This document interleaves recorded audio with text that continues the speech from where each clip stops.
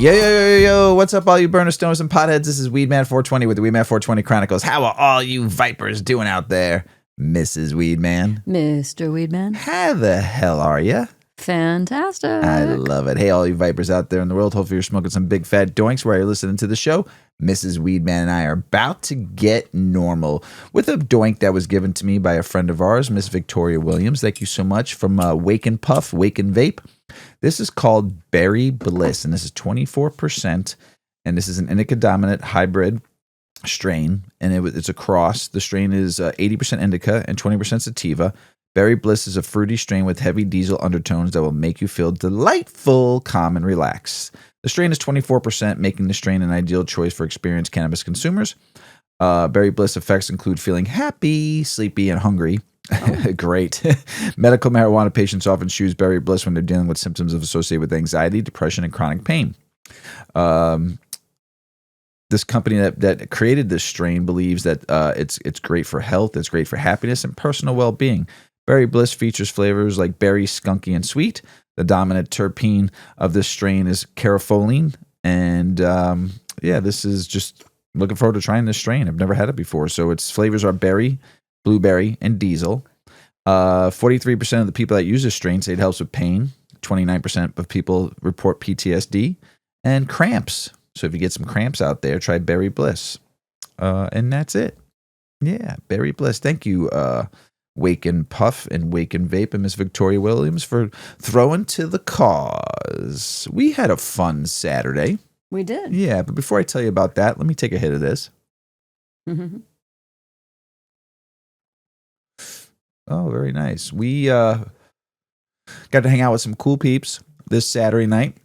We were invited to a dinner by our friends over at Mr. Green's, and we get to hang out with Miss Tiffany Jackson and all of her crew and some of the owners and some other people in the cultivation world and dispensary world, and it was great. It was a fun time, good dinner, good conversation, good smoke, and we got little prize bags too. It was very nice, little gift bags. It was very nice, and a thank you card. So I wanted to thank all the folks at Mr. Green's, Miss Tiffany Jackson, and your whole crew. Thank you so much for the fun times out in Plainfield at Hopscotch and Vine. We got to have a good dinner and good drinks and good weed because Mr. Weedman bought doinks. We did have a pretty big smoke sesh after dinner. Everybody headed outside. I think half of the party went out, and then the other half of the party went out. Oh, yeah. I bought doinks and handed them out to a bunch of people I knew so that were there. And there was a bunch of people in the industry that I knew from different cultivators and infusers and stuff like that, on top of some of the staff that came from the 4 stores that they own. There's a store in Decatur, Mr. Green's Decatur, Mr. Green's Lincoln, Mr. Green's Belleville, and there's another store, and I always forget what town it's called, and I apologize, but they have 4 stores. So just a town that I never really always forget. I'm Lincoln. Sorry. No, I said Did you say Lincoln. Lincoln? Lincoln, Decatur, Belleville, and there's one more, and I apologize off the top of my head. Not a big deal. But thank you, Mr. Greens, for letting Mr. and Mrs. Weedman come and hang out with all your crew and talk shop and just feel the vibe and the cool from your tribe. We love it. Thank you so much. So this is the last week. The last week you can buy tickets for Brunch of Stoners with the Weedman code to it. So Brunch of Stoners, the Chicago unofficial 420 pre-party, April 6th from 11 to 3 in the Pilsen neighborhood. Multiple food strains, consumption stations, and activities. Craft brands, large brands, independent dispensaries, and local artisans will be there. VIP tickets are available. Use the promo code, all caps, WM420. All caps, WM420 for $20 off each ticket. So make sure you check out Brunch of Stoners. It's your last week to buy tickets because it's this Sunday. Super excited to see everybody and roll doinks, and we'll be there hanging out, having a good time. We'd like to see all of our friends and family and people that want to come out, and all the cannabis stoners, burners, and potheads. Come join us, and Mr. Weedman will roll you some doinks, and come check out 8decades.com. We'll be there. All of our goods, and you can go on 8decades.com also and buy some fun stuff too, and check out all of our stuff at 8decades.com. Mrs. Weedman's smoke tray, clothing line. We have jars. We have grinders. We have a steamroller. What else do we got? Did I miss anything? I think that's it. Stickers, pins. Yeah, clothing. Yeah, 8 Decades clothing line. And Weedman 420 Weedman 420 swag. So check out 8decades.com, everybody. This is a big day. Not because it's April Fool's Day that we're recording on. And I did trick you last night in bed. It was kind of fun. But this is April Fool's Day. But it is a big day for the Weedman 420 Chronicles. This is a day and a goal that Mr. Weedman has had since I started the show. We are at our 250th episode. And it'll be 6 years on 420 this year, but this is a big deal. All the research and all this work when I was learning about podcasting and I was learning about how to put shows together, there was a kind of like a playbook I kind of followed a little bit that I had read and also listened to multiple, teaching podcasts. And the goal was most podcasts don't make it to the 25th episode. So my first goal was to make it to 25. And to, that first 25 is kind of a learning phase to get your voice, to learn kind of like what your show is kind of going to be about. There'll be changes, they said, along the way, but it's your first 25. If you make it to 25, it's a marker. The second marker was 100 episodes. That is where your show kind of is, your platform is where you want it to be. There's not many more changes you kind of want to do. You kind of have your layout, your flow, what your show is all about, where you want to be at in the next, so many years after that. But that 100 mark is a big deal. The next mark that I was told is the 250th episode. That's when they say that in this playbook that I read, where you become a legit podcast, I guess. You're here for the long haul. You're not just going to quit tomorrow. You put the time, you put the hours, you put the effort into it. Hold on, smoke break. You put the time, you put the effort. You've had your way about doing things for a while now. And no matter how long it took you to get there, the 250th episode is a milestone for most podcasts.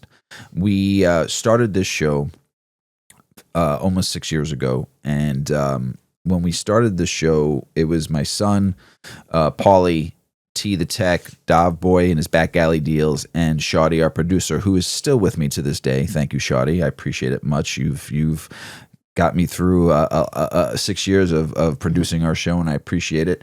And I've told this story multiple times, so I'm not going to go through it again. But Mrs. Weedman joined me at episode 15, and we've been running and gunning ever since. And to me, it's a big moment because she stuck with me on this project, not knowing that she was even going to make it past one episode. It was supposed to be like a couple episodes, and 250 episodes later, 235 for you. Here you are, still doing shows with me. It was supposed to be like find somebody after this, but there's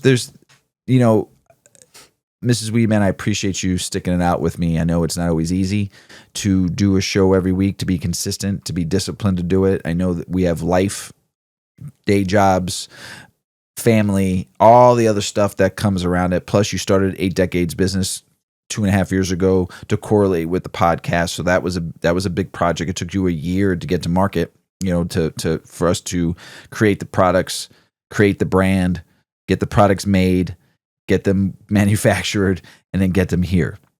And that took about a year, so with correlation, and we started another business at 8decades.com, and we've done a ton of events in the 2.5 years of launching 8 Decades.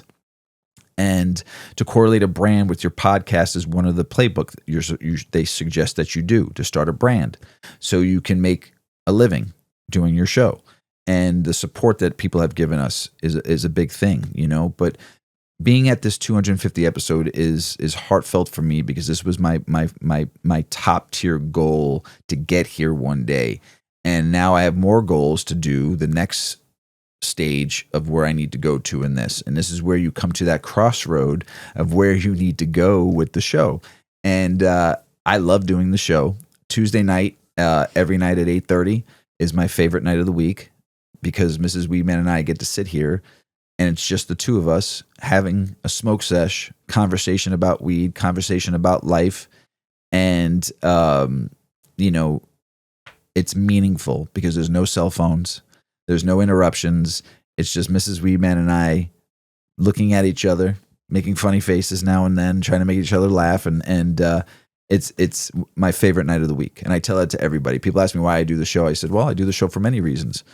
Free the plant is first and foremost. Education, stopping the stigma. The Mrs. Weedman brought that to the table for me in our mantra, in our goals, and help freeing the 40,000 prisoners that are still locked up for minor cannabis crimes. And that became our 4 things that we do this show for. But the 5th one is you, Mrs. Weedman. My favorite day of the week. I'm not being mushy. I'm not being sentimental. It is my favorite day of the week. I enjoy putting the show together. I enjoy working on Monday nights, putting the show together, sitting and listening to jazz music that I do now, and have a little kind of flow that I have my set up on Mondays, where I sit here and I go through all my reading and I put this episode together. It takes me now 3 hours to put a 2-hour show together, or close plus more time. Sitting here on Monday though, putting the show Just together, getting it organized, ready, getting your articles ready, what articles I'm picking for you, on top of the other 10-12 hours a week of research. So to do that, to get to 250 episodes, the hours that have gone into this is I love it. It's one day I can wish to do this for a living, where I can just do shows 5 days a week and have my weekends to myself, because I enjoy doing shows like this, and I enjoy doing shows with you.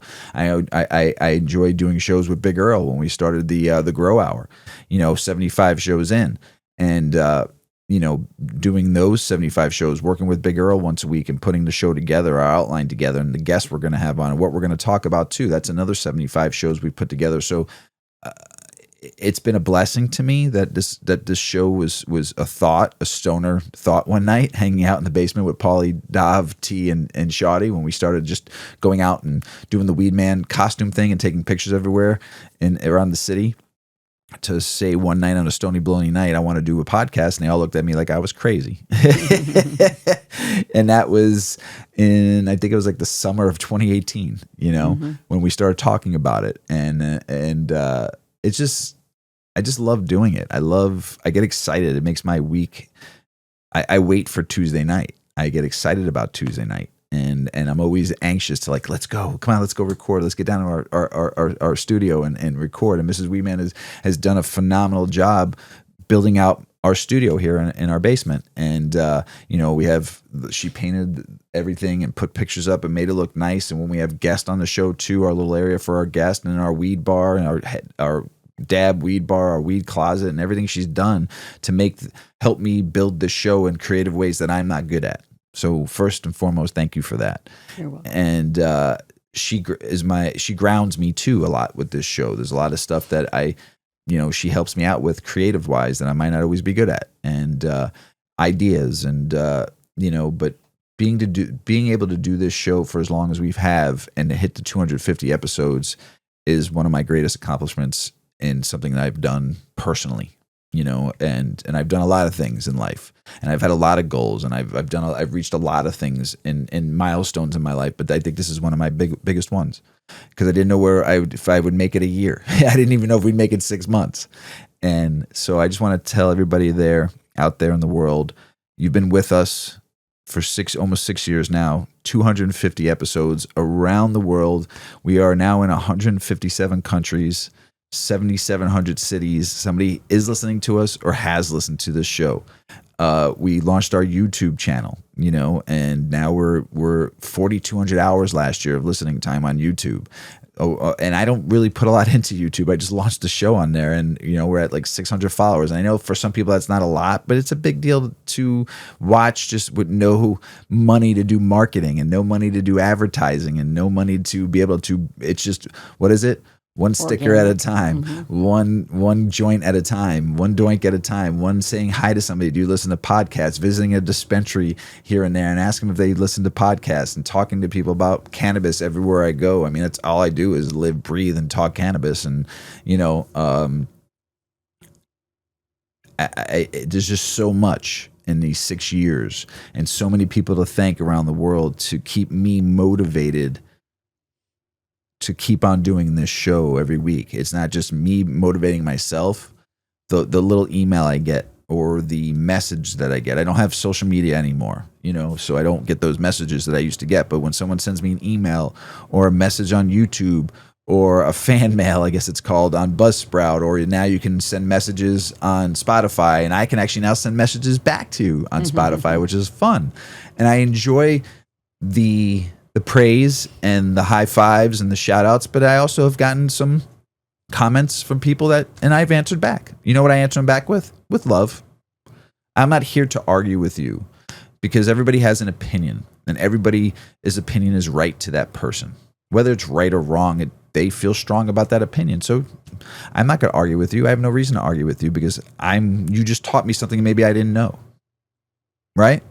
So whether it's somebody being combative or argumentative, I love you. Thanks for listening. Thanks for sending me something that you might have thought was wrong, that I might have not have known. Because I have always said I'm not an expert, and I don't want to be an expert. I always want to learn and grow. So all you out there in the world, all you burners, stoners, and potheads, I'm not going to change who I am. Because I've talked to some people like, oh, maybe you should change your name, or maybe you should change how long you go for a show, or what you're doing. You all out there have enjoyed what we've done. No one's ever told me to change. The audience and the listeners and our friends and people out there that listen to us, you, like I said, you motivate me to keep on doing this show. So thank you. Thank you all out there for going on our 250 episode journey and our 6 years. And we got a lot more coming. And I'm going to let Mrs. Weedman say a couple of things before we get the show started. Go ahead, yeah, I know how much you love this. This is a passion project for you. And I'm the lucky person across the table. Yeah, I'm your sidekick. And you drive me nuts and I drive you nuts. And this is just something we can do together that is a moment of not being nutty. Because there's a lot of nutty right now in life. Menopause. Hello. So maybe listeners, maybe there's a few guys out there that have wives where I am, or I didn't get a chance to watch the Oprah show. Yeah, but Oprah did a show on menopause. She sure did. It was pretty phenomenal. We'll go into that in a second. Last night. Finish your. So, with all the nuttiness of life, just life, we have a lot going on. We're trying to run 8 decades. We're trying to create a business, really create a brand. We have physically created it, but we need people to appreciate it and want it. Right? It's not really much of anything until it's something. So we're working all the time on that. It's always, a part of the brain activity. And then we've got our day jobs and we've got this. And, you just always, I'm more of the artistic left brain and he's more of the right type A brain. And either of our personalities alone maybe is a lot. But there's things about what each of us does within our relationship that makes, I think, the other one of us better. And so part of Mr. Weedman's strengths are his organization and his dedication to things and his, keeping everything up. And where I'm just like, bah, boo. I'm bouncing all over, I'm like the pinball machine. And yeah. So this is a task that we do together that is time that we can spend together. And it is, something that has conversation for us for the week. And it's something for us to connect on, but it's also something that we both believe in. And you keep order in our lives. And I think that the success that your show has had so far is because that order is giving good information, right? Like you're organized and you're putting a show together and the consistency of your show and the format of your show has evolved and taken shape. And it's something people appreciate because we do have weekly listeners. We do have weekly downloads. We do have all of this reach and we don't know who all of you are. Yeah. But there's people who are appreciative of what we're doing. And we don't know that, like there's very little that we know about who's on the other end. Yeah. So we continue doing this without knowing much because this is a passion project. This isn't a monetary project at this point. And so I appreciate your dedication to the cause and your dedication to your audience and the people who do listen to you. I know they appreciate you. And I think this time is great. And I might stomp and I got to do this dumb show again. I have those moments. But then once I'm here and I have my little attitude adjustment and I get normal, I'm always happy to be here. So thank you for having me. Yes. And we thank everybody out there for keeping us going. And we're going to get the show started. You ready? Yep. Can I put my fist in your mouth? Probably not. Can you put your fist in my mouth? Probably. You think you can? No. Do you think it gets stuck? Yeah. You think you pull my teeth out trying to pull it out? No. Well, there's a guy out in the world that got his girlfriend's hand stuck in his mouth and he had to go to the hospital. I don't even understand that. If you put your fist in someone's mouth, well, I guess it would be hard to straighten your hand to get it out because then you'd be gagging them. So it's because it's the fist and it got like lockjaw? Maybe? Possibly. They had to yank, like literally yank this girl's hand out of his mouth. I mean, I have TMJ. Yeah. Okay? My jaw pops constantly. If I put your fist in my mouth, my jaw, I would just be able to go like this with my jaw. Like you'd be able to it would just fall out. It's like not, it's barely hanging on to anything, I think. And but this poor sucker, I mean, just literally, I was looking at the picture. I mean, he had the full fisting going on. I saw it, and I thought it had to be fake. The full fisting. They had to go to the emergency room. Yeah, it took about 20 minutes for them to get. So it was his real. Girlfriend. Yes. I thought when I first looked, when you sent me this article, I'm like, no freaking way, this is fake. How if you got your fist in, why can't you get it out?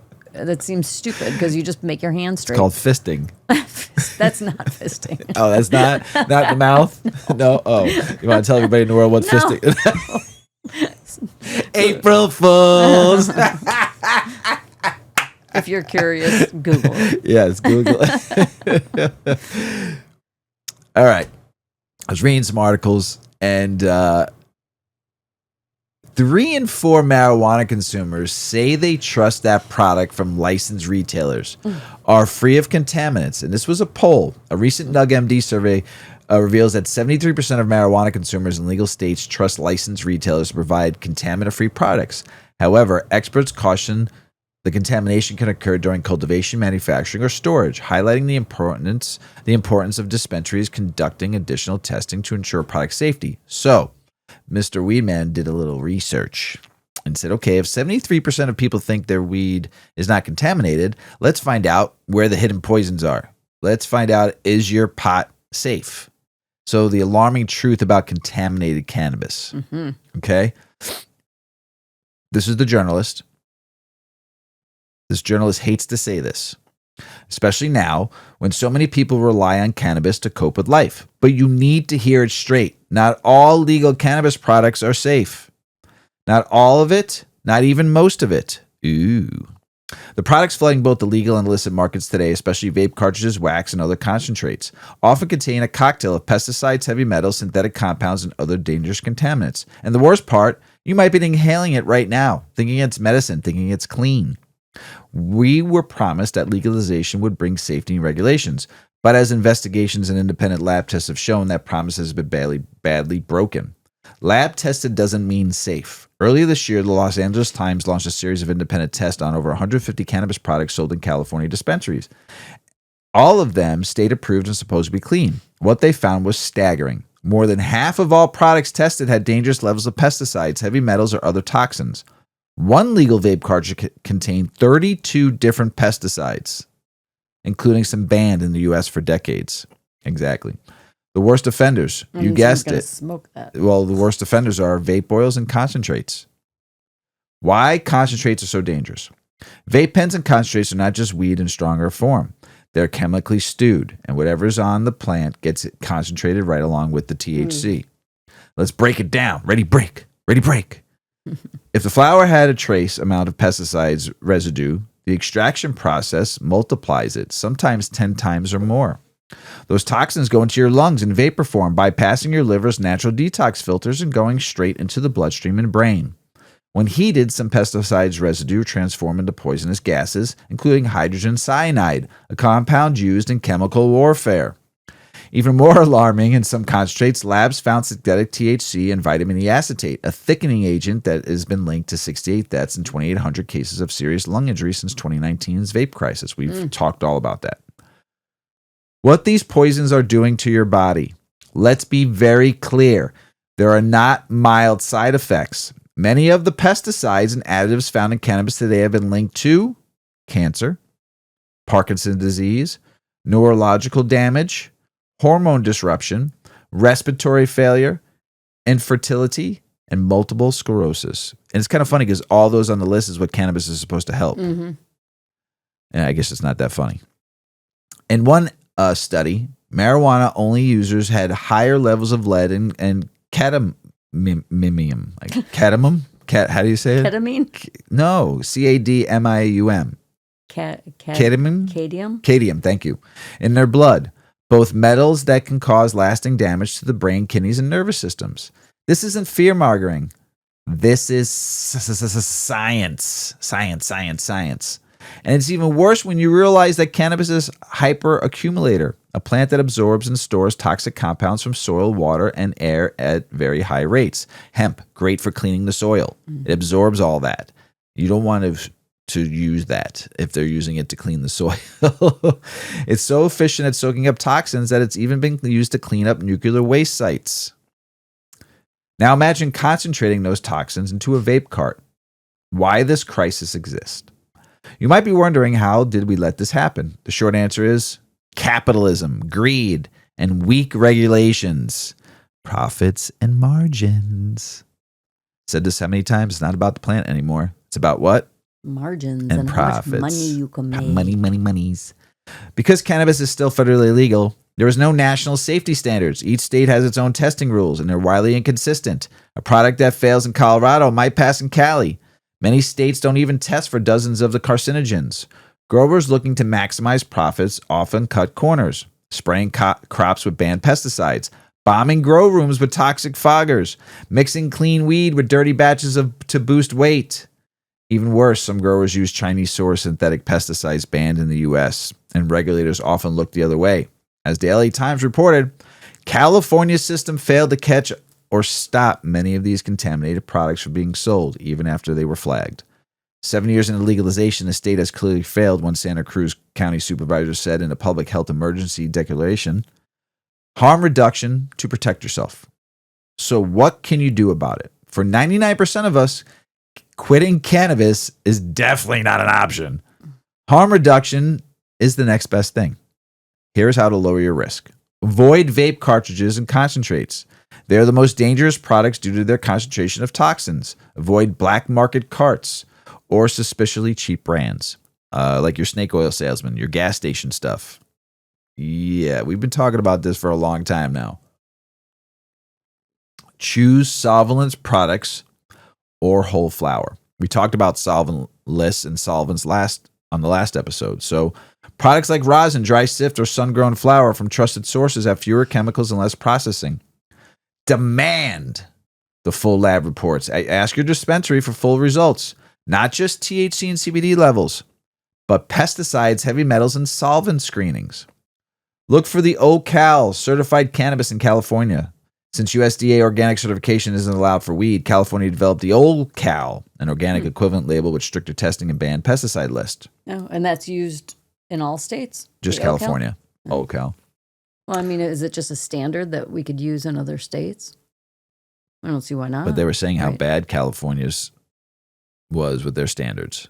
Right. OCal, though, is if you want to be equivalent to organic. That's what I'm saying. Like, if you took that OCal, you're an Illinois cultivator and you want to assure that your stuff is good, just you go the extra just follow the OCal standards.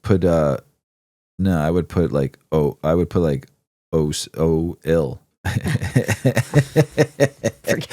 Organic Illinois. You're not following. I'm following you. Instead of OCal, take the standards from California, put ill. That's not that easy.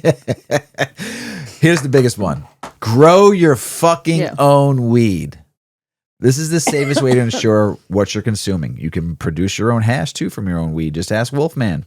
You can also source from someone in your community who grows clean, homegrown flowers, like Mr. Weedman. Use edibles or tinctures instead of vapes. Your liver can filter out toxins before reaching your brain and lungs. It's not perfect, but it's better than direct inhalation. Or grow your own weed, make your own butter. So much better than distillate. So much better. Ask Mrs. Weedman. Or find a neighbor to grow your weed. Yeah. Like I said. Find your neighborhood gardener. Yes. And then throw into the cause. Yeah. You know? Contribute. Final thoughts. You deserve to know. We thought for legalization, believing it would make cannabis safer, cleaner, and more accessible. And yes, fewer people are being locked up for possession. And that's a win. But the truth is, capitalism has corrupted cannabis. And without strict oversight, regulation, and community-led action, people are getting sick. We all deserve better.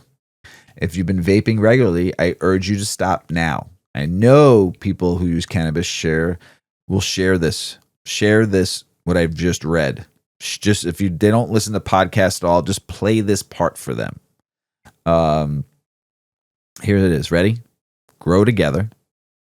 Share safely. Stay vigilant. Pretty good. Pretty good. Marco. Good writer. Banger. Prisons. The prison system. Yeah, this is a big one. The hidden economy. We all kind of know this. Like why they keep people in prison. $30,000, $40,000, $50,000 a prisoner. It's a revenue generator, right? Is that kind of, am I right? Yeah. A little bit, right? So what's the hidden economy of private prisons? How cannabis offenders fuel corporate profits. And now you know why they probably don't want to get rid of those 40,000 people why they don't want to stop arresting people, because it's the easiest way to bust people, right? Kind That's of an easy way. Tell us about it, Mrs Weedman. As cannabis legalization sweeps across the United States, a dark irony persists. Thousands remain behind bars for activities that are now legal and profitable in many states. Beyond the obvious injustice, there's a troubling economic reality. Private prisons continue to profit from the incarceration and labor of nonviolent cannabis offenders. This article examines the intersection of cannabis prohibition, mass incarceration, and prison labor, revealing a system where corporate interests benefit from human confinement rather than rehabilitation. Despite changing attitudes and laws, cannabis prohibition continues to fuel America's mass incarceration crisis. The numbers tell a disturbing story. Approximately 40,000 Americans remain incarcerated for cannabis-related offenses, according to estimates from Last Prisoner Project. Nonviolent drug offenses account for roughly 45% of the federal prison population. Nonviolent drug offenses. 45%. Busting people for dime bags. What's wrong with you? It's ridiculous. At the state level, about 14 to 15% of prisoners, or approximately 190,000 people, are serving time primarily for drug offenses. That's disturbing. Black Americans are 3.73 times more likely than white Americans to be arrested for cannabis possession, despite similar usage rates across racial groups. In some states with 3 strike laws, individuals have received life sentences for what? Possession of cannabis. Terrible. Not selling it, not growing it, not transferring it illegally, just having it on them. A life sentence. What is criminal about that? What are you doing to the public that is harmful? Tell me. I don't understand how that's justifiable. The average sentence length for federal cannabis offenses is nearly 5 years. I'm sorry, but I'm going to go back to this, because if you are carrying a drug and you choose to use a drug, who is it affecting? You. Yes, drugs can destroy families and relationships. I'm not talking about that. I'm saying ultimately, who is it affecting? Who's making the choice? The user is making the choice to use, and we have that freedom to do that. I can go drive a car recklessly. I can jump off a bridge. Now there's consequences. I can bungee. Right. There's always consequences, but it's a freaking choice, a freedom. They're drugs. I understand that rules were put into place because of self-harm or the dangers to the public, kids, things like that.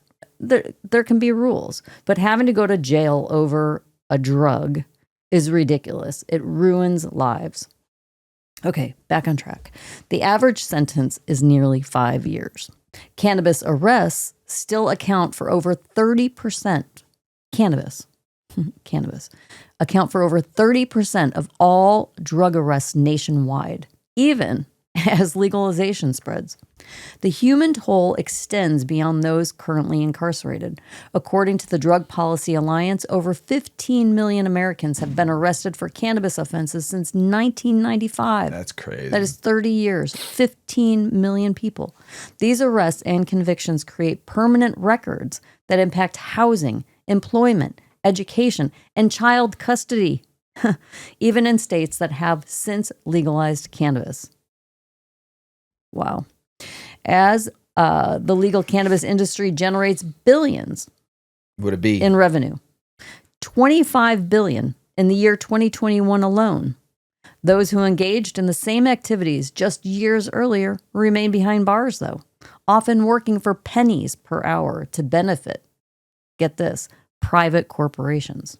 Did you ever think about that? Did you ever think about that?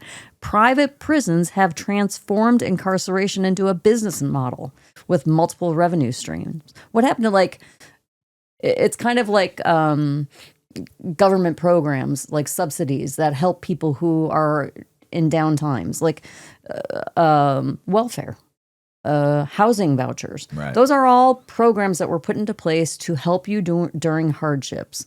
They're not handouts, they're hand-ups. It is an effort to help you get through a challenge and help you get back on your feet and get going. They're not meant to be used for years and years or a lifetime or to learn how to work the system and benefit from it. They're programs to help. Right.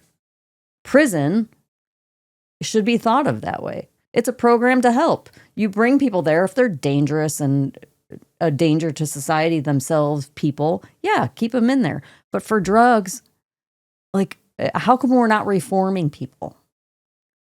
They'd rather right? keep them in prison. Because they make money. Yes. So let's talk more about that. First, there are government contracts and occupancy guarantees.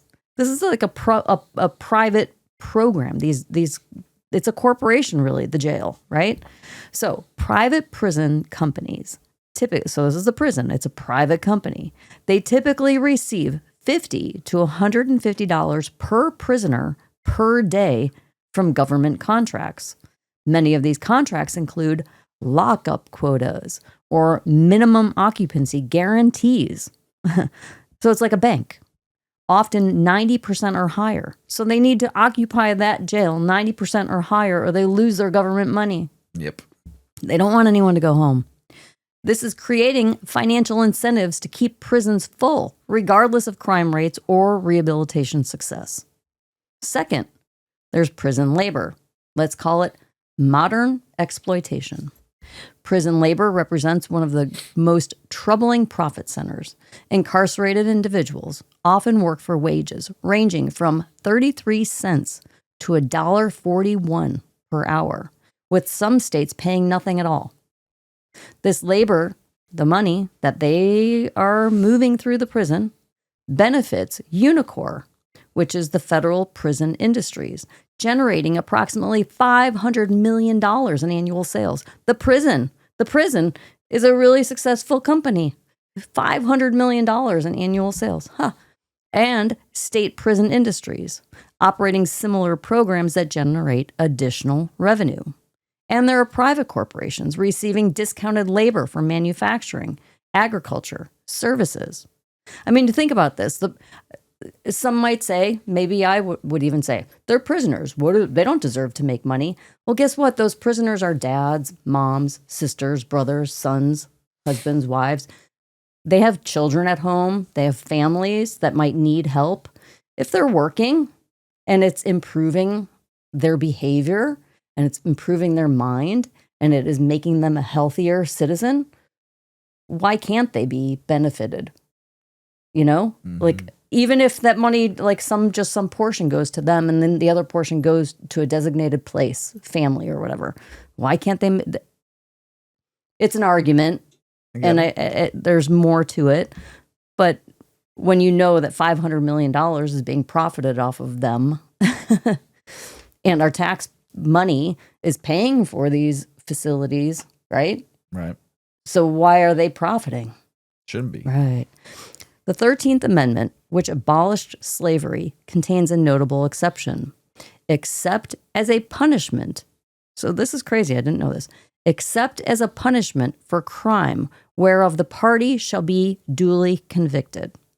So basically, if you're in prison, you get to be a slave. That's what the 13th Amendment says. Wow. This loophole has enabled the continuation of forced labor within the prison system, creating what many critics call modern-day slavery. Industries benefiting from prison labor include agriculture, harvesting crops and processing food products, manufacturing, producing furniture, clothing, and electronics, call centers, providing customer service for major corporations. How about that?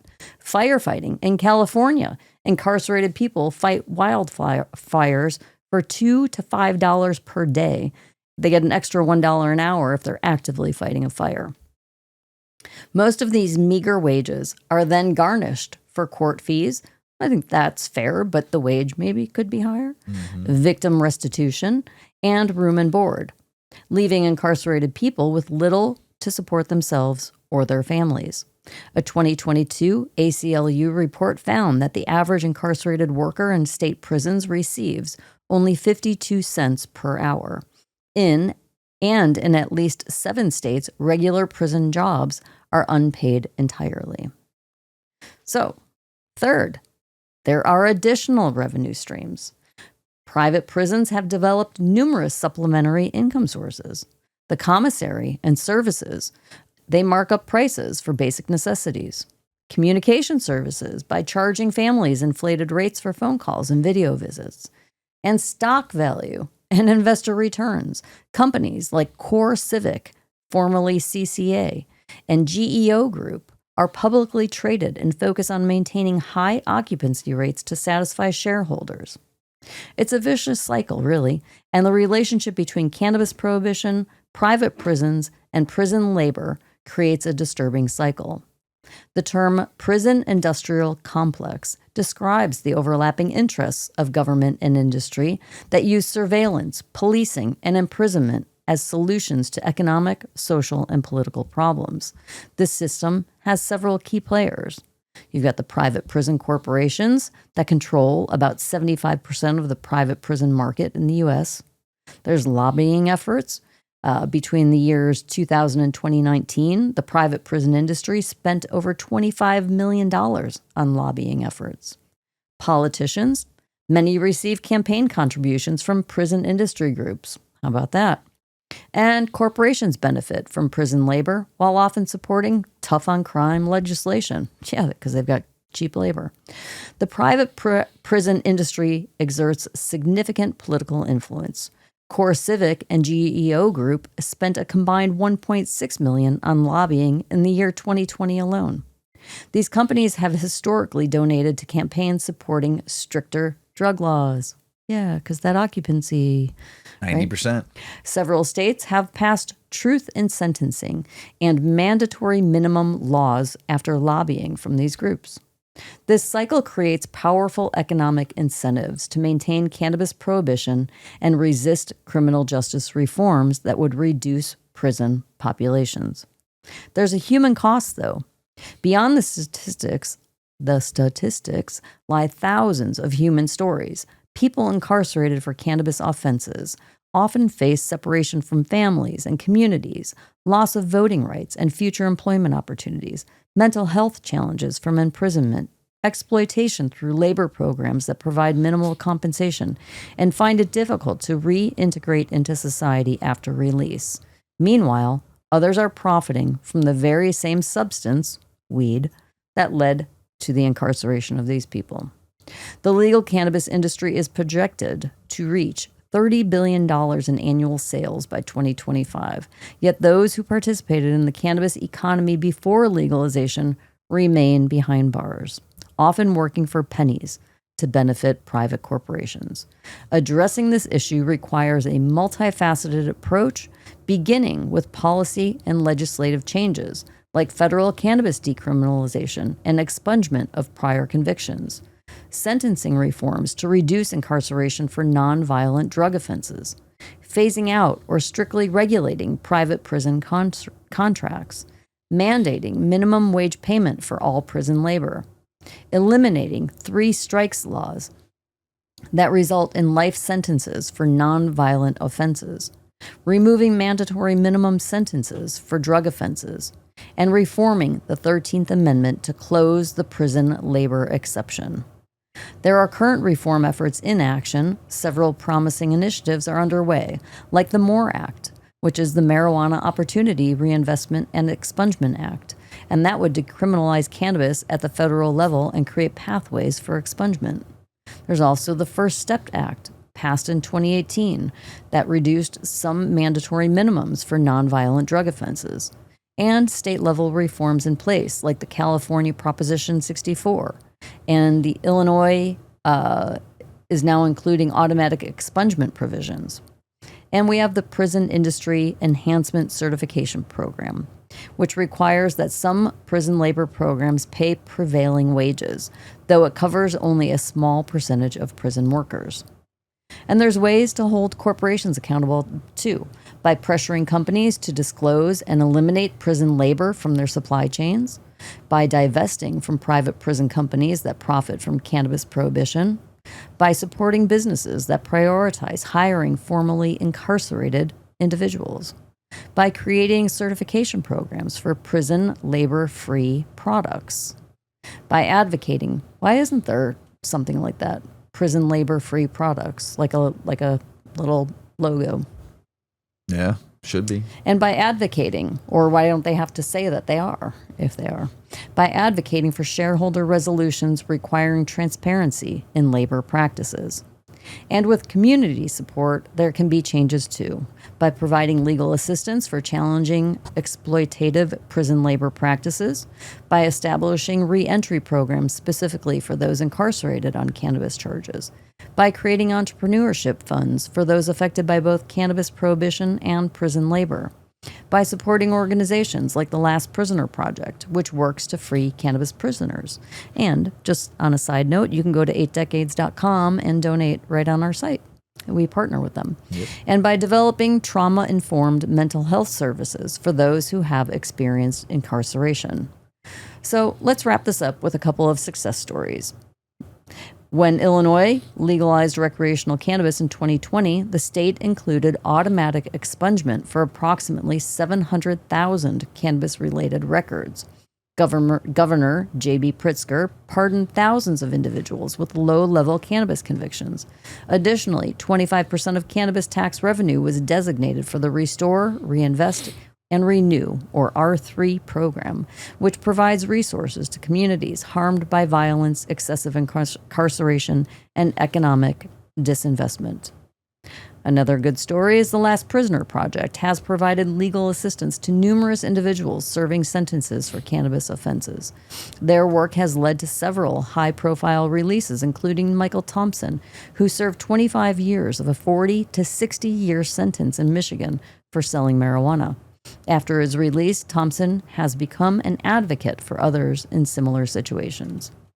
The intersection of cannabis prohibition, mass incarceration, and prison labor represents one of America's most troubling injustices.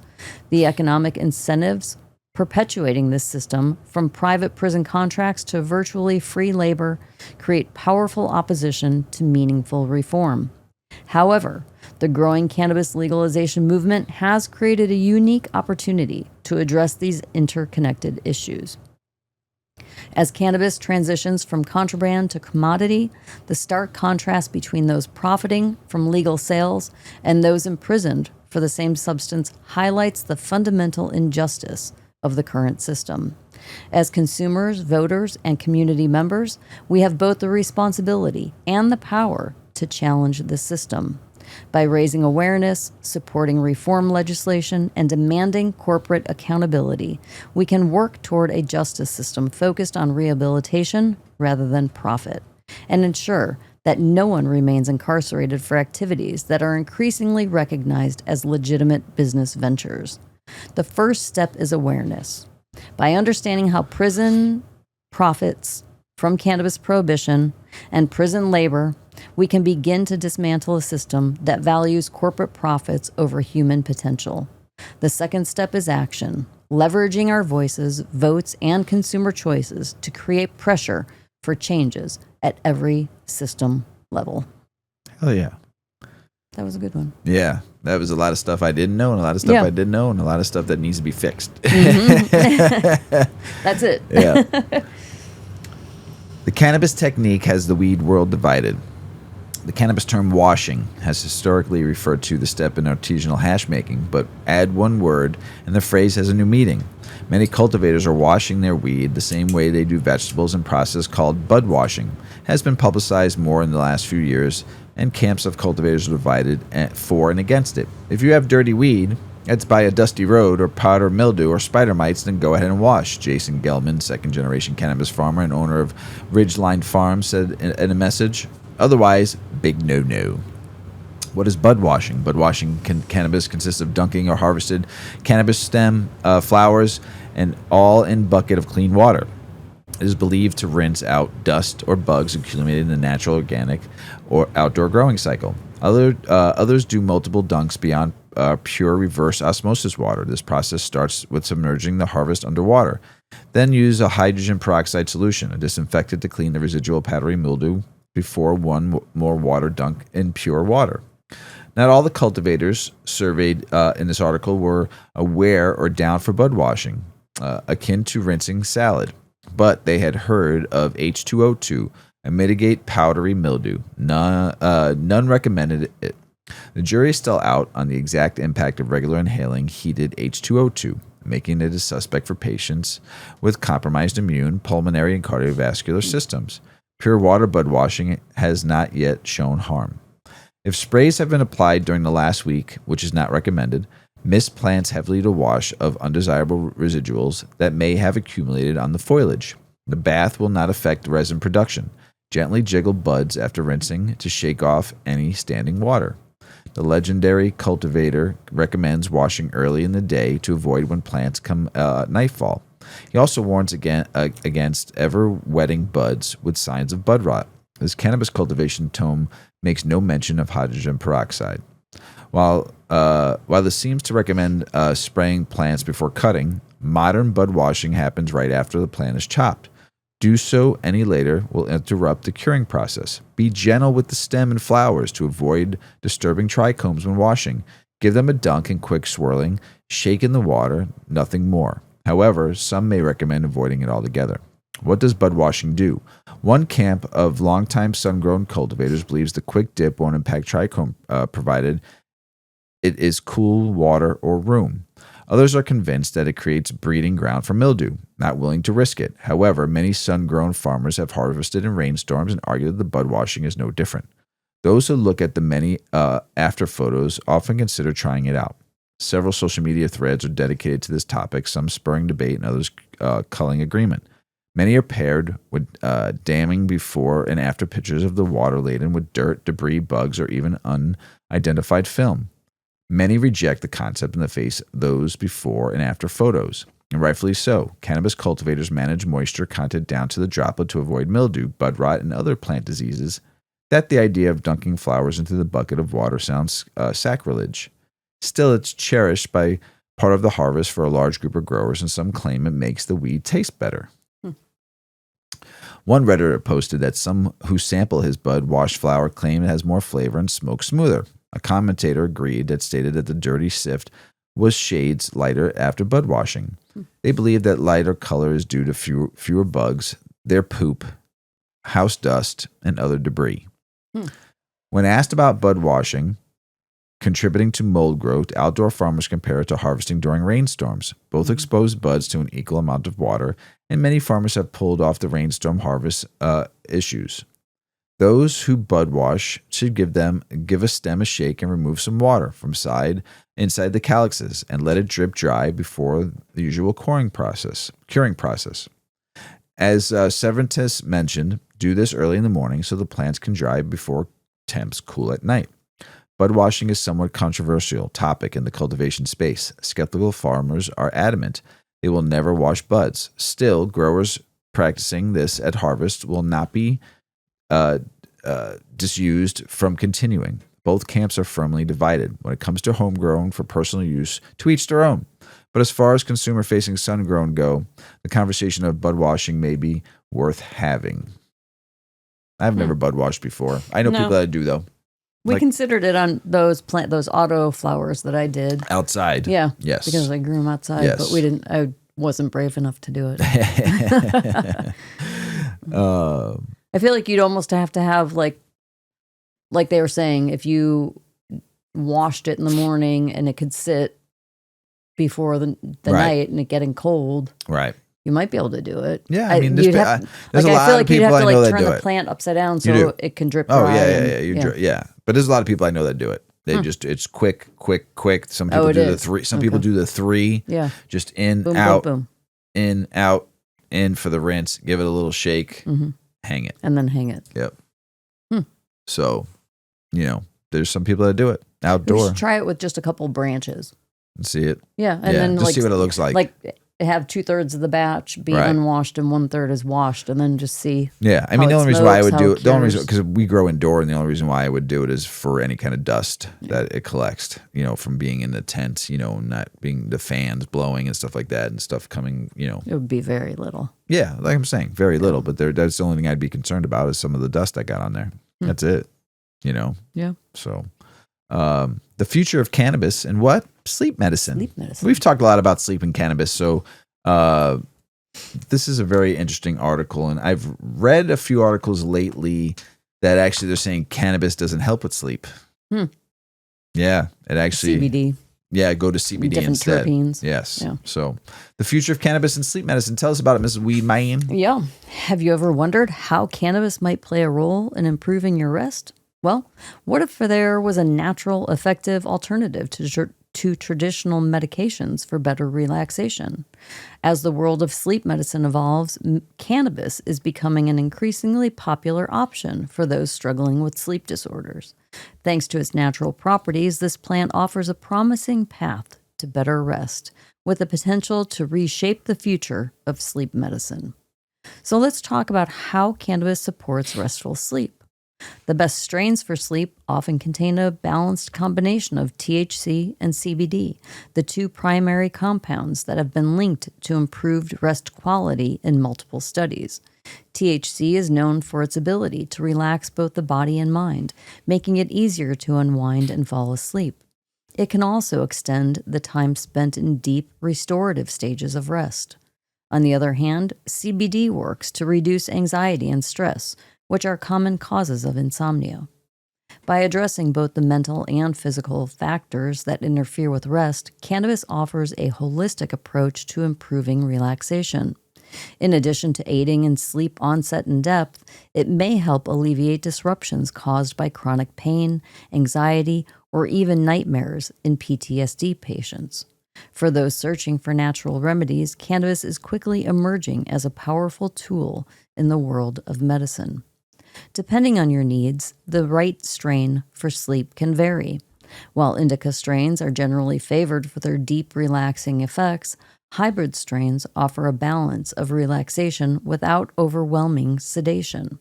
For those who struggle with both falling asleep and staying asleep, strains high in both THC and CBD are popular choices. THC is beneficial for falling asleep, while CBD may help maintain consistent, uninterrupted cycles of rest.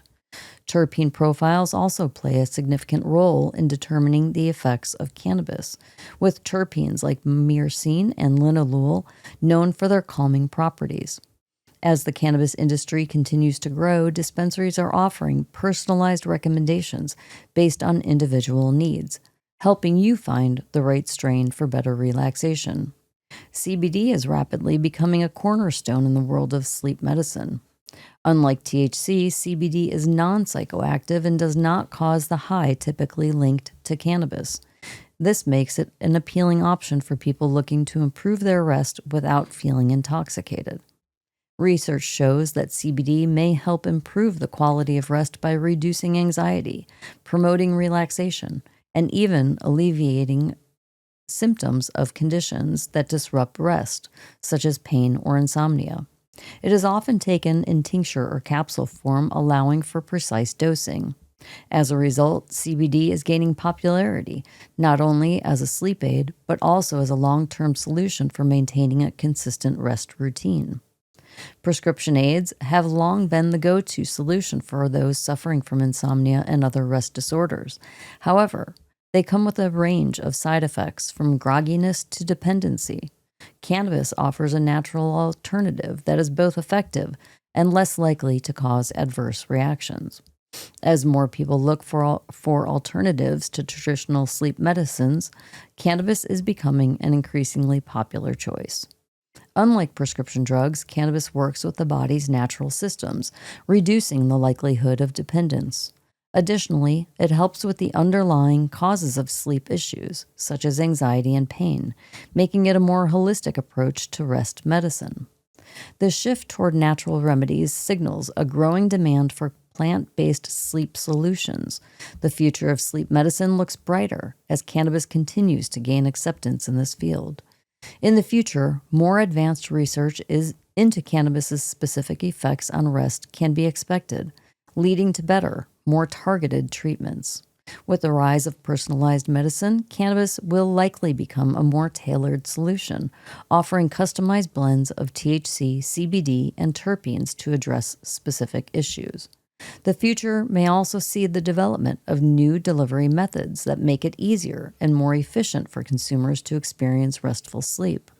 Whether through edibles, tinctures, or even sleep-enhancing topicals, innovations in product formulations will make cannabis more accessible and effective than ever before.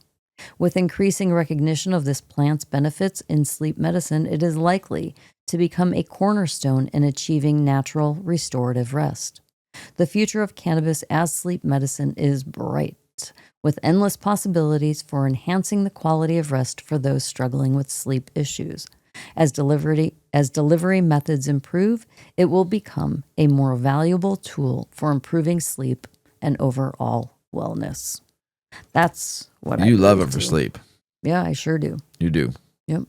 What I was reading, combating what this article was talking about, and a few other articles, and we've read a lot about cannabis and sleep. They were saying that it doesn't get you to that full sleep that your body needs. You don't get to REM. Right. And that's what the argument is about. I don't know. When I fall fucking asleep, I mean, of course, sleeping. Yeah, I'm out. But they say it's more of a light sleep. It doesn't take you to that sleep. I'm think out. So. Me too. I'm not waking up. Nothing's waking me up. It might be per person. Could be per person. I'm sleeping. I don't dream. When I have my dreams is when I hit my snooze button and I'm in that light sleep in the morning. And your dream state is your REM sleep, right? Yeah. So they're saying that that's a better sleep, but when you're dreaming, I think it's worse. I feel like my sleep is disturbed because you always feel like you're falling from a cliff. Well, because dreams they're vivid, so that you're like active, right. So like I don't feel it's.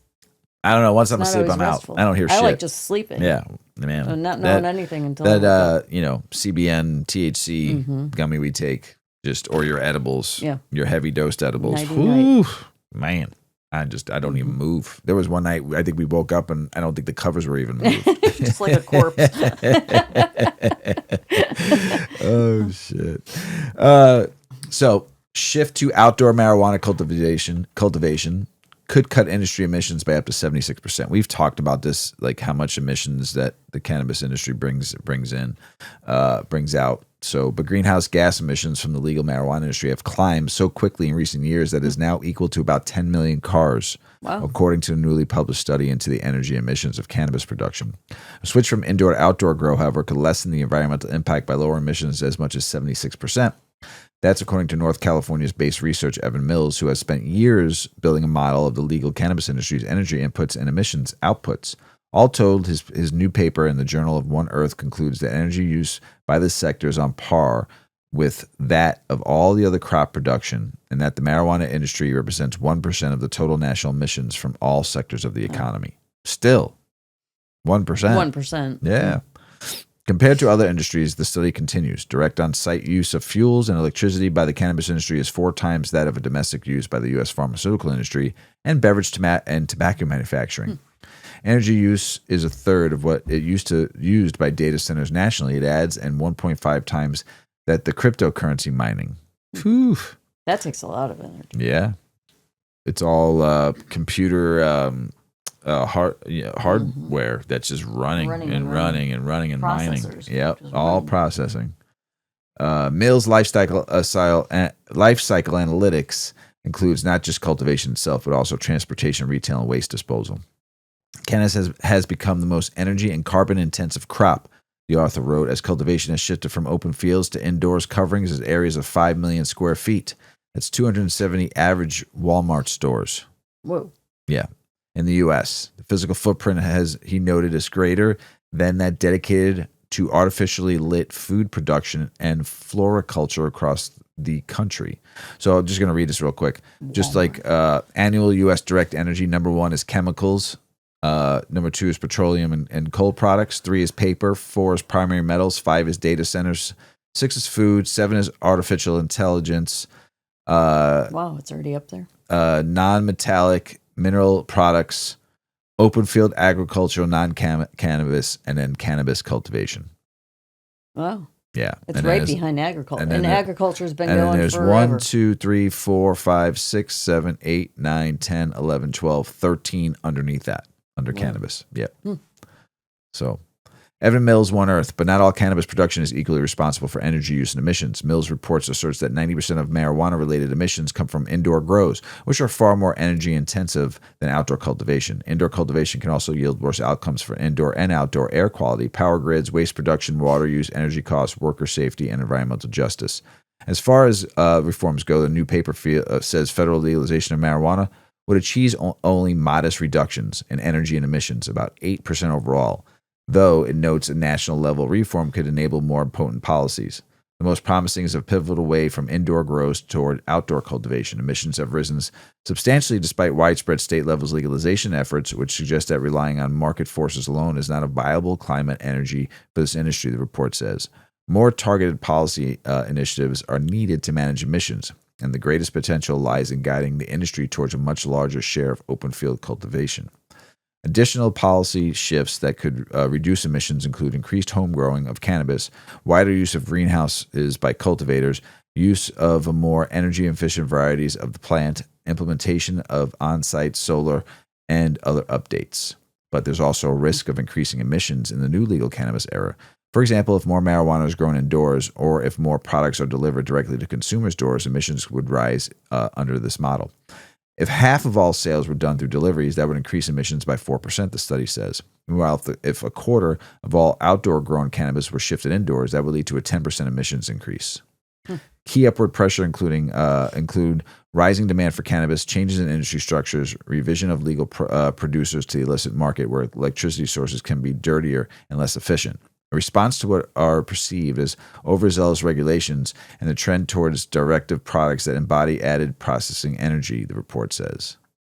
Mills said that while consumers have access to information about energy consumptions around other types of products, that information typically isn't available for cannabis. Consumers don't know any of this, he told the Washington Post. They know that the car is labeled with how many miles per gallon it gets, or a refrigerator has Energy Star labeled, but the zero consumer information about cannabis. One factor the new analysis doesn't account for is interstate commerce, which lawmakers could approve as part of the federal legalization or separately. That would allow regions better suited to outdoor cannabis cultivation to grow more marijuana outdoors and sell it elsewhere. Mills' model of federal legalization doesn't dig into the dynamic. The full legalization case, his paper says, does not model the possible effect of relaxing restrictions on interstate commerce or other policies that could be deployed in the legal market. Nevertheless, it continues. In the event that interstate transport bans were lifted, related questions would be whether states with climates that do not favor open field cultivation would opt instead to import from other states where it is more feasible and where indoor cultivation is less energy intensive. Currently, the paper notes cultivation is trending the wrong direction. Large-scale legal indoor cultivation is increasingly concentrated in environmental overburdened urban areas, it says, as seen in Oakland and Denver, each of which host about 200 sanctioned plant factory operations. Jeez.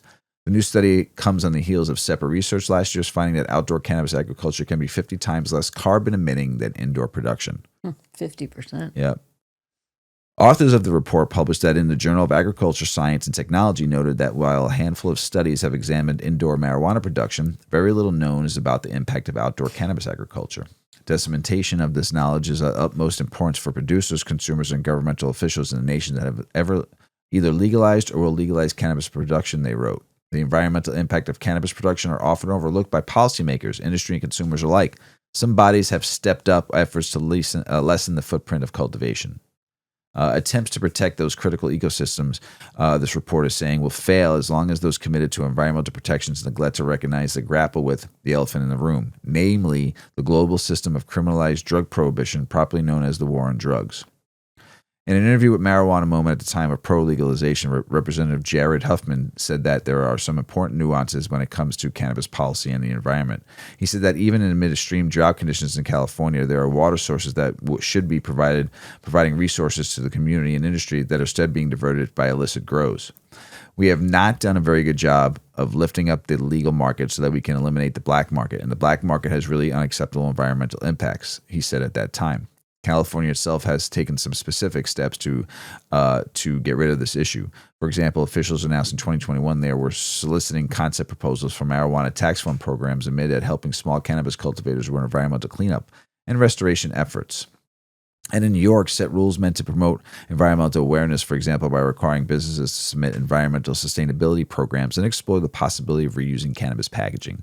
Lawmakers there also explored promoting the industry's recycling programs and cannabis packaging made from hemp rather than synthetic plastics, though neither proposal was enacted. So that's a big issue. I've talked about this before in some episodes long ago about the emissions that we need to do better, right? I've said this about packaging. I've said this about how much waste we use, energy waste. So and why? See, we just talked about it a little bit ago. Mm-hmm. Profits and margins. Forget about the environment. Forget about the health of the people. Capitalism, corporations care about one thing. Mass production and profit. And margins. So the marijuana component, CBD, reduces epileptic seizures at twice the rate of a placebo. New scientific review shows. Tell us about it, Ms. Weedman. Yes. A newly published scientific research review that analyzed 6 studies on the use of marijuana component cannabidiol, or CBD, to address treatment-resistant epilepsy finds that patients who took CBD experienced more than a 40% average reduction in seizures. That's compared to an average reduction of just 20% in patients who received a placebo. This represents a 127% higher response rate for patients who received the intervention, wrote authors of the study, published this month in the journal Acta Epidemiologica. The compiled analysis showed that the patients who received cannabidiol experienced a 41% reduction in the total number of seizures, the report says, compared to an average reduction of 18% in placebo groups. Given these results, it is possible to conclude that the therapeutic response of cannabidiol is worthy of consideration in new protocols and of being added to public healthcare systems for its anti-epileptic potential, it adds. The new review was authored by a team of 4 researchers from Brazil universities. Of the 6 studies they analyzed, 5 compared specific low-dose and higher-dose CBD treatments. The higher-dose treatment of 20 milligrams of CBD per kilogram of body mass per day demonstrated superior seizure control, the team wrote. 12% greater, they noted, but pointed out that the lower dose of 10 milligrams per kilogram of body weight per day also showed significant efficacy, making it a viable option for inclusion in treatment and guidelines as well.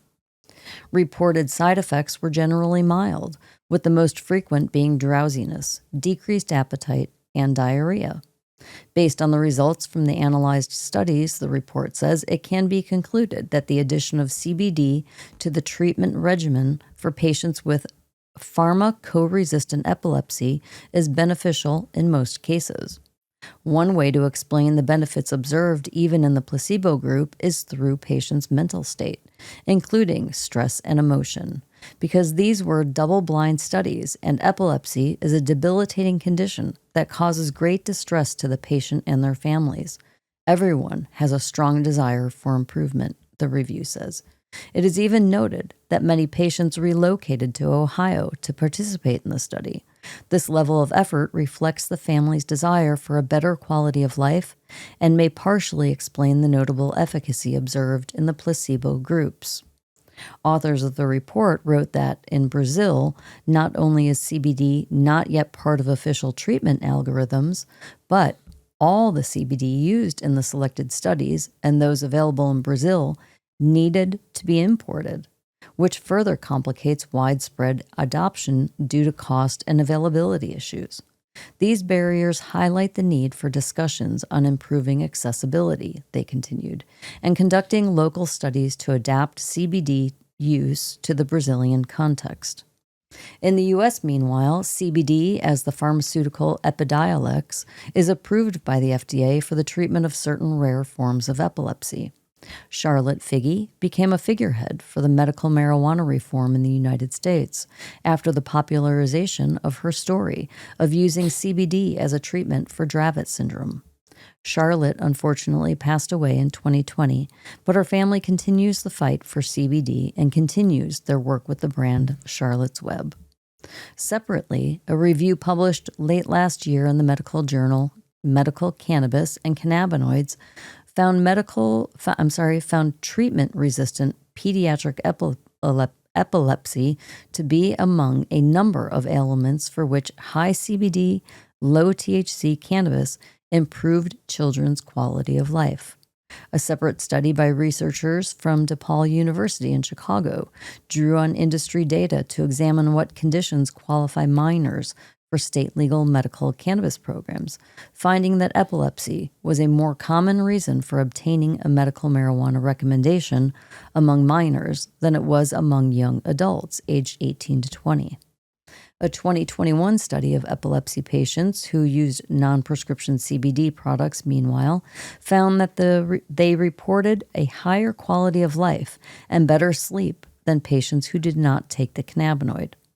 That report, published in the peer-reviewed journal Epilepsy and Behavior, also concluded that patients who used CBD products better tolerated epilepsy medications. That's interesting. Yeah. They used fewer prescription medications overall and experienced reduced psychiatric symptoms, such as anxiety. That's fantastic. Notably, no significant differences in seizure control were observed in that study between patients who used CBD and those who did not, but authors noted that both groups included a high number of individuals with no past month seizures. These findings further emphasize the need for controlled research to determine optimal CBD product types, doses, and concomitant use. I don't know. I've never seen that word. Concomitant use of other medications that maximize possible clinical benefit while minimizing potential risks, the report said. So, yeah, I don't know what that word means. But CBD for the win. Always for the win. Yeah. I mean, you use it. You like it. I do. Yeah. I do. You do that ratio during the day sometimes when your joints need it. Yep. It helps, right? Yeah. Good stuff. Thanks, Mrs Weedman. Sure. Political, state, and business news. A reckoning is underway in Oklahoma medical marijuana market over a 12-month period through July 2024. The number Oklahoma, where sorry. of commercial MMJ businesses in the state decreased by, I guess Mrs. Weedman really likes Oklahoma, by nearly 40% according to the fiscal year 2024 annual report recently published by the Oklahoma Medical Marijuana Authority. Through July 2024, the total number of licensed MMJ operators totaled 6,937, down from 11,330 a year earlier. Licensed medical cultivators, dispensary, and processors all experienced significant shifts over a 12-month period. Growers' permits fell to 3,645, down nearly 44% from 6,497 in July 2023. Licensed dispensaries dropped 27% from 2,852 to 2,051. MMJ processing licenses decreased 39% from 1,792 in July of 2023 to 1,092 a year later. The licensing decline was first reportedly by the Tulsa World. Meanwhile, the number of registered MMJ patients declined by 2.5% during a 12-month period from 353,000 to 344,000. So you have all this still open, but you're not even your patient count's not even going up. But you have I don't know how all these businesses are surviving, like barely. I mean, when you have that much open and only 344,000 customers. Oof, yikes. Texas Lieutenant Governor says he'll push for special session to pass hemp production ban. Man, they're just like, it's a $10 billion industry. And they want to just... Texas, come on. Arizona cracks down on illegal THC sales to begin April 24th, Attorney General says. Mays directed police agencies to begin enforcement of April 24th, according to Monday new release from the Attorney General's office. DEA promotes get this one, you ready? That they're supposed to deschedule, right? Or reschedule to Schedule 3, right? But now the DEA is promoting anti-420 day. Contest for young people to flood Instagram with marijuana warnings. Now, everybody, before I read, here's what you all need to do. Wait. They're going to pay people. Pay people. The DEA is going to pay young influencers and young people to flood Instagram with marijuana. I'm so glad I'm not on Instagram anymore and social media anymore. On 420 day. They don't even got it right. Anti-420 day. It's like, it's not a day. It's the time. It's a time. So right there, DA, you know dookie. Nothing. Zero. Zilch.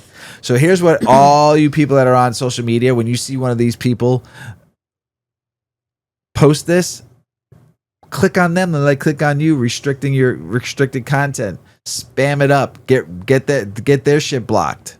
Like they've been blocking us and getting us banned from social media. Start getting this. Oh, they're promoting fucking weed.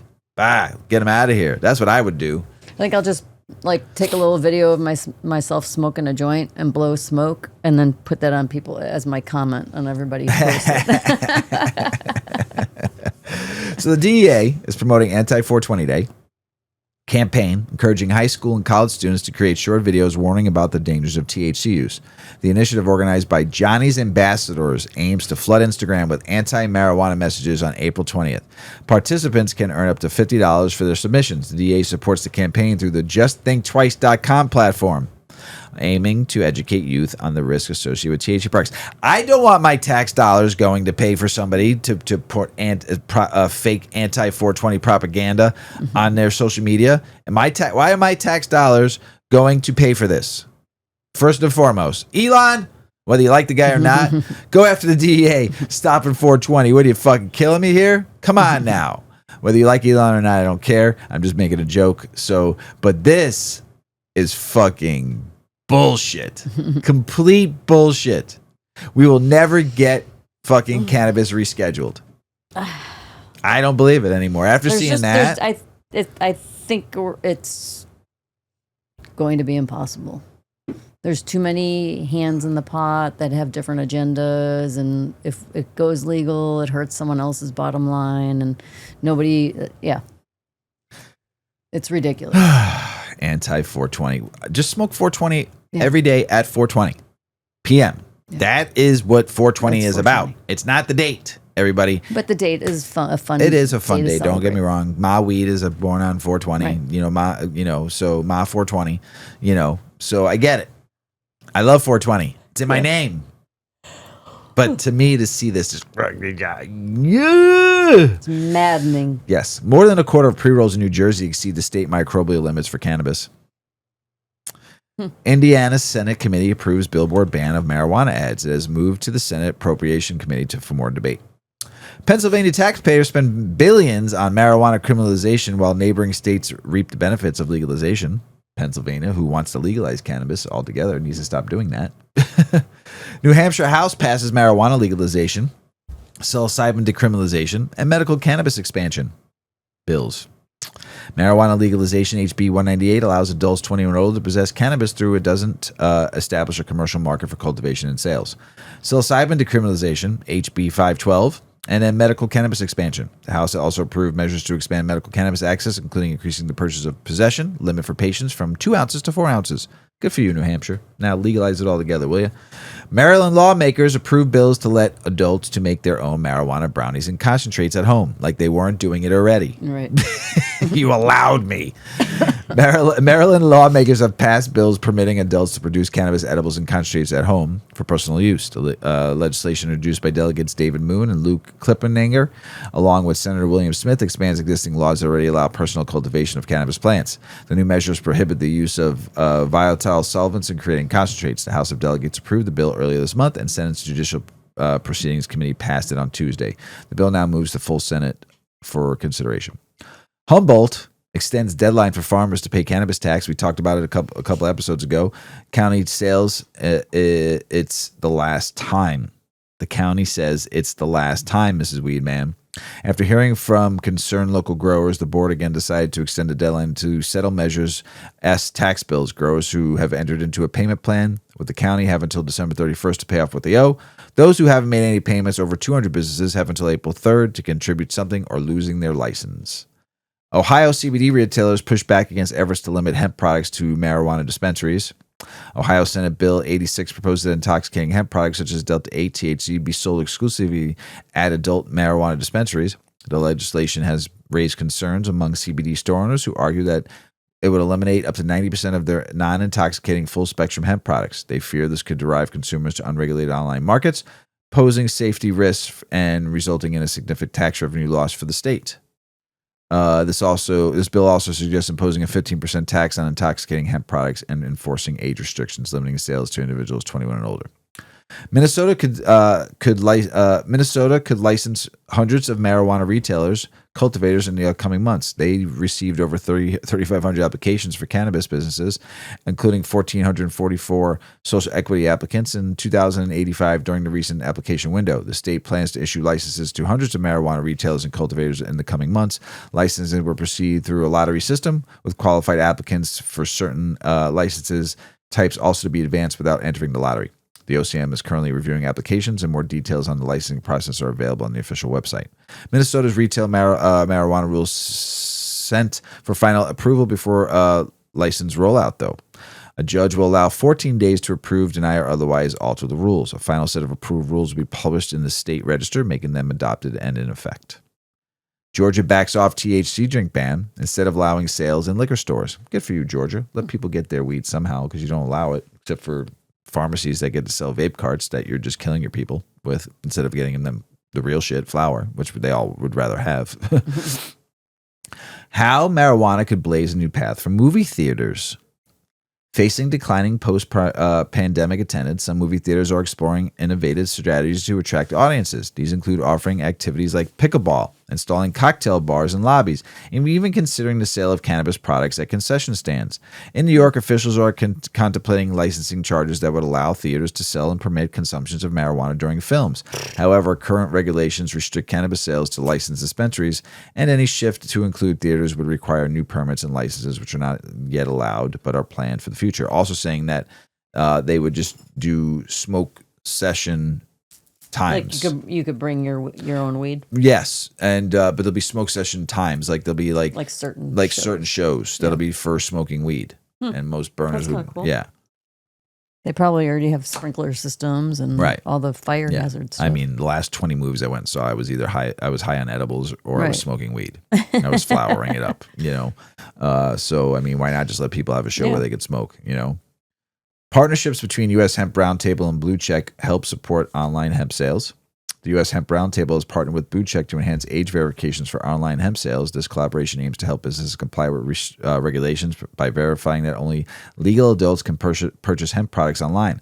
Blue Check's automated system integrates the major e-commerce platforms and includes features like identity verification, photo ID backup, and automated order management. This ensures that they're being in compliance. Okay. Missouri lawmakers weigh how to spend the marijuana revenue that regulators say continue to outpace expectations. Good for you, Missouri. Lawmakers are debating how to allocate marijuana revenue, which has exceeded expectations. The state has received $85 million in sales tax from recreational cannabis, with funds directed to veterans, public defenders, and substance use disorder programs. The Missouri Veteran Commission is set to receive an additional $13 million, with the public defender system faces challenges, with lawmakers approving only part of the requested funds. Despite surplus revenue, public defenders have not yet received full funding for pay raises or additional social workers. Massachusetts Inspector General pushes marijuana regulators to conduct audit over failure to collect licensing fees. They owed $550,000 in licensing fees since August of 2022. Michigan judge finds marijuana testing facilities launched by, guess who? Ex-cops violated testing results. A Michigan judge found Veridis Laboratories, a cannabis testing company founded by former cops, repeatedly violated state rules using unapproved methods and failing to document procedures. These violations include inflating THC levels, misidentifying mold, and not following proper testing protocols. Despite regulatory warnings and large cannabis recall, the lab continued operations. The judge dismissed the claims as bias against the state, upholding the Cannabis Regulatory Agency actions justified. The company remains influential in Michigan's cannabis market despite ongoing criticism. Cops being dirty. So, dirty weed. Kentucky Governor's Andy Beshear signs new cannabis drink regulation into law. Senate Bill 202 into law introducing stricter regulations for cannabis-infused beverages. The law clarifies product labeling, defines agency oversight responsibilities, and institutes fee structures for beverages licenses. The Department of Alcoholic Beverage Control will oversee the industry, setting limits on intoxicating ingredients and establishing various licenses types with associated fees. The University of Kentucky Cannabis Center is tasked with studying the impact of cannabinoid beverages on public health and commence with findings due in 2026. Pot for Potholes Act fails in the House subcommittee in Tennessee. That was quick. It failed with 2 votes for and 5 votes against. According to the bill's history, the Pot for Potholes Act is set to be discussed in the Senate on March 31st, which was a couple days ago. Yesterday. Yes, yesterday. Illinois monthly cannabis sales dipped to lowest since 2023. February sales finally came out. February 2025 sales totals dipped to 130 million. Nearly 5 million less than February 2024 totals at 135 million. Poor $5 million. That's it. That's not the world's end. It's February, one of the slowest months of the year. People got credit cards to pay from Christmas. They get that first credit card bill, Relax. It's only 5 million. But, come on. Ms. Weedman. Mr. Weedman. Everybody working in weed should know what? This. Tell us about it, Ms. Weedman. Yep. Those outside of the cannabis industry often believe that dispensary owners and farmers are making wads of cash. Unfortunately, that couldn't be farther from the truth. There may be some brands that have successfully scaled against the wind, but most are barely breaking even. The heavy taxation and cost of compliance are 2 heavy burdens, and many other hard-to-solve issues compound them, adding up to a mess with few solutions. Rather than attempting to solve everything at once, it can feel more manageable to break the industry down into problematic parts. So, here are the top 3 things that seem to plague every state. 1. Exponential taxation. Every state sets a tax rate for its cannabis program at launch. Cities and municipalities tack on sales tax on top of that rate. At the time of purchase, a large chunk of consumer money goes directly to the government. This universal cannabis operator struggle has more impact in some places like Washington, where tax rates reach as high as 47% on some purchases. But even those on the lower end are feeling the impacts. While this is an issue that can be agreed upon in almost every state-controlled cannabis industry in the United States, it is the one that is least viable for traction with lawmakers. In fact, Ohio Governor Mike DeWine is floating a 10% tax hike for its fledgling weed sector. Lowering taxes across the board may be the fastest way to bolster the space. 2. Interstate commerce. Interstate commerce refers to opening borders between states for business purposes. Currently, it is illegal to cross state lines with cannabis, especially if the plant is not legal in one of those destinations. Lawmakers have attempted to work with neighboring officials on bills that would open up cannabis business between states, but there is yet to be movement. This could also be more easily accomplished if rescheduling to lower restrictions on the plant were to happen. Allowing cannabis to be imported and exported around the United States might have cascading benefits. Cultivators in ideal locations like Northern California could ship sun-grown flower to those living in more arid and harsh climates where such agricultural products aren't available. While it seems all positive, this would not be an easy shift. There are established brands and locales where growing weed outside has become has more complications than benefits. That take oh, I'm really high. Let me start that over. There are established brands and locales where growing weed outside has more complications than benefits that take pride in their indoor grows. Additionally, craft weed is not always scalable, and supple land is not lying empty waiting for new weed farms in California. Either way, interstate commerce could decrease pressure all around, and that could be good for everyone. 3. Lab testing. There is a real problem with lab testing in the weed industry. Dirty cops. Many states require rigorous testing for cannabis products sold in the regulated market. This should make it easy to find clean and safe products. Unfortunately, this has not been the case. Recalls and secret shoppers have shown that pesticides and other contaminants continue finding their way into weed despite a clean lab result. This may lead to questioning whether the lab system works. Cannabis labs operate for profit rather than in-house for the regulatory bodies or agencies. This has created a need to win accounts, opening the door for bad actors. Some labs have been accused of offering clean tests for dirty weed, inflated cannabinoids, or even terpene content in return for their business. I know a company. Yeah. In Michigan. We We just read about it. That is good for them, yet detrimental for the customer. Labs need an overhaul, but it will take dedication and a dedicated look at how they are run before there's any movement, let alone change. 4. Medical struggles in adult use states. Legalization movements are often patient-led. Medical cannabis came first in a lot of legal states. As regulators took on the task of transitioning medical dispensaries and processors to recreational, many patients have been left behind. Adult use regulations always cover lab testing, but it's not a perfect system. Patients can be subjected to consuming dirty products before a recall is issued, or they could be forced to shop in a market tailored to an entirely different customer.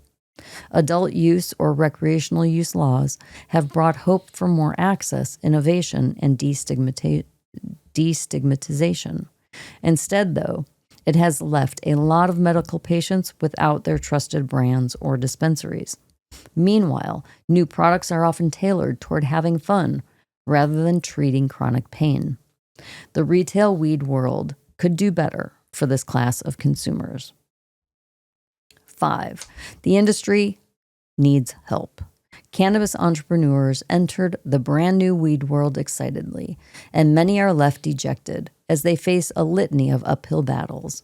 Those with knowledge of the space know that legal weed operators are facing challenges beyond these issues. But while much of it is left to be done, tackling one thing at a time is the only manageable way to move toward a cannabis industry that could work for everybody. Yes. We need it to work. Yeah, they gotta figure it out. International news. Dean Hujin forced to deny claim of marijuana addiction as the 46 million Real Madrid target explains why he has sleepy eyes. Bournemouth and Spain defender Dean Hujin has denied he smokes cannabis as he discussed his sleepy eyes. What Hujin said, basically for everyone watching, I have sleepy eyes, he said. I have it from my mom. Because my mom gives me all the weed. No, I'm just kidding. Because my mom has sleepy eyes. I'm not high. I'm sorry. I'm not high. I'm not high. Oh. We're not allowed to take weed. It's doping control. I'm not high. It's how I was born. I can't do anything about it. Do you believe? Do you believe him? Yeah. Why is anyone? Why? Because he got interviewed and people said that he was high in this interview. He was a famous soccer player. No. So for the Real Madrid, worked his way up through the. He just has sleepy eyes. I think he's high. Just what do I know? I'm just kidding. I'm just kidding. I believe his mom gives it to him. She has sleepy eyes, all right? I am just kidding. It's a good excuse, though. I have sleepy eyes. Matzo Dali to withdraw controversial ban on cannabis hemp products. South African Health Minister Dr. Aaron Mastodole will withdraw the controversial ban on cannabis and hemp products after backlash from growers and business owners. You think? The ban initially introduced without public consultation criminalized use of these products in foodstuff and cosmetics. President Cyril Ramaphosa supports stakeholders' engagement to draft new regulations addressing health concerns at the market safety. The government aims to balance regulations with the goal of making South Africa a leader in hemp and cannabis production. That was a foolish mistake. When I read it the last couple of times ago, I was like, what are you thinking? Germany, Berlin's local justice system annuls penalties in 178 cases related to marijuana and hashish violations. Berlin's local justice system annulled penalties in 178 marijuana and hashish regulated cases following cannabis legalization. A total of 249 cases were reviewed as part of an amnesty provision, amid at determining eligibility for pardon. However, this process has sparked criticism due to the increased workload without significant reduction in judicial burdens, or the cannabis black market. Justice Senator Flor Bandenberg called for reassessment of the law to ensure more effective implementations. Plan launched to protect medical cannabis users in the UK. Flintshire Council in Wales may become the first in the country to offer specific protection to medical cannabis users. A motion proposes additional protection for social housing tenants and council staff legally prescribed cannabis. This includes updating equality impact assessments and preventing discrimination against employees with prescriptions. It would also offer training to improve understanding of medical cannabis laws, legalized in 2018. The motion was raised after David Case, a medical cannabis user with rheumatoid arthritis, highlighted ongoing challenges despite the treatment being legal. The full council will review the motion on April 3rd. UK has imported more cannabis from Spain than any other country since 2021. Since 2021, the UK has imported more medical cannabis from Spain than any other country. Data obtained by the Home Office by Prohibition Partners in Business of Cannabis reveals in 2024 the UK medical cannabis flower imports more than doubled, increasing from 7,000 kg in 2023 to over 1,400 kg in 2024. For a country that has a very small medical program, you sure like your weed there, UK. I love you out there. Tommy Chong is going to speak at the 54th Ann Arbor Hash Bash, which is going on this Sunday, April 6th, right? Yeah, in Michigan, if you're there. No, the 5th. The 5th. A 5th, okay. 54 years. 54 of them. That's crazy. Long time. That's a lot. Yeah. You all like your hash. You do make some really good hash, though, Michigan. You do. Some of the best in the United States. Your hash is fucking fantastic. So I can see why Mr. Chong is going there to celebrate. Tell us about it, Ms. Weedman. Stoner comedy legend Tommy Chong is returning to the Ann Arbor Hash Bash. The 86-year-old comedian and actor who rose to fame in the 1970s and 80s as part of the Cheech and Chong duo is scheduled to speak at the 54th Annual Weed Rally at the University of Michigan on Saturday, April 5th. I'm excited about this year, said Hash Bash organizer Jamie Lowell, noting it's Chong's first time returning in several years. Chong, alongside comedian and actor Cheech Marin, has starred in several films. Joey Marin, Cheech Marin's son, is expected to accompany Chong at this year's Smoke Fest in Ann Arbor, which traditionally kicks off at high noon on the Diag, which is like their open space on campus. Chong has made occasional appearances at Hash Bash over the decades. At age 77, he sang Ann Arbor's praises at the 45th annual edition of the festival, as cannabis activists still were rallying to legalize marijuana in Michigan, which happened with voter approval 2 years later. Ann Arbor was the very first, to stand up and tell everybody there's nothing wrong with this plant, Chong told the crowd of thousands that year. Though still illegal in many places, marijuana has been decriminalized in Ann Arbor since the 1970s. Chong also spoke about his battles with prostate and rectal cancer at the 2016 Hash Bash and said marijuana, which he described as a magical plant, helped him get through it and gave him an appetite for food when he needed it. The one thing that cannabis does, it gives you the munchies. And thank God for the munchies, he said. Lowell said he's looking forward to welcoming the super legend back to Hash Bash. Chong will appear early in a long lineup of speakers and musical acts. It's always just a super cool thing, he said. I mean, that particular guy is in a class by himself. He's experienced everything in the world of cannabis, said Lowell. There will be 3 blocks of speakers, everyone from activists like Mr. Hashbash, Adam Brooke, to elected officials, with music performances in between. Hashbash coincides with the nearby Monroe Street Fair, which the city has permitted to take over Monroe Street from 11 to 6 p.m. with vendors, arts and crafts booths, and food trucks. That sounds like fun, too. Yeah. We will host the same beloved show that has brought joy and unity to the community for over 20 years. Fair organizers Charlie Strackbine and Fred Heller said in their permit application. Our primary goal remains steadfast, to bring people together for a day of happiness and joy. Hash Bash and the street fair are deeply rooted in the city's history, celebrating freedom, culture, and community, and the event not only draws thousands of visitors from across Michigan and beyond, the organizers said, but they also generate a total estimated economic impact of $2.75 million to $7.55 million over the course of the weekend, counting money spent on hotel accommodations, dining, retail, and transportation.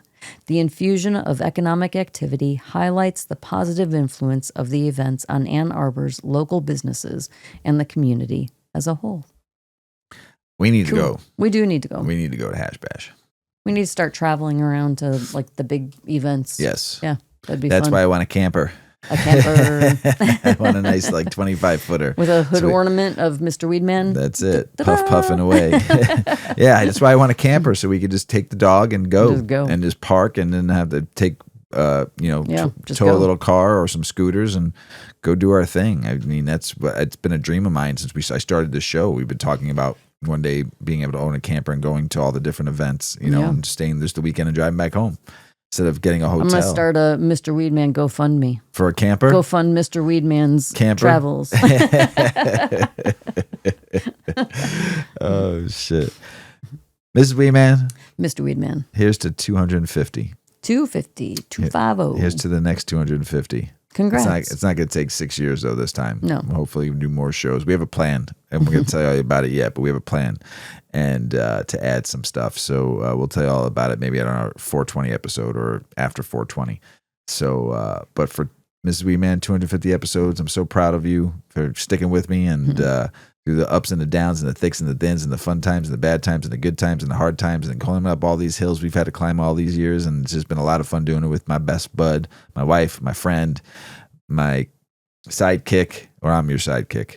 How does it work? I don't know, depending on who says who, Depends on the moment. Yeah. Day, what we're doing. But just everything about this, I love it. I love doing it with you. And I want to thank everybody out there for the last 6 years and for 250 episodes and sticking with us and keeping us going each and every week. We appreciate you all. Mr. Weedman, you got anything else to say? Thank you, Mr. Weedman. Thanks for bringing the show to the people. I appreciate it. For the people. For the people.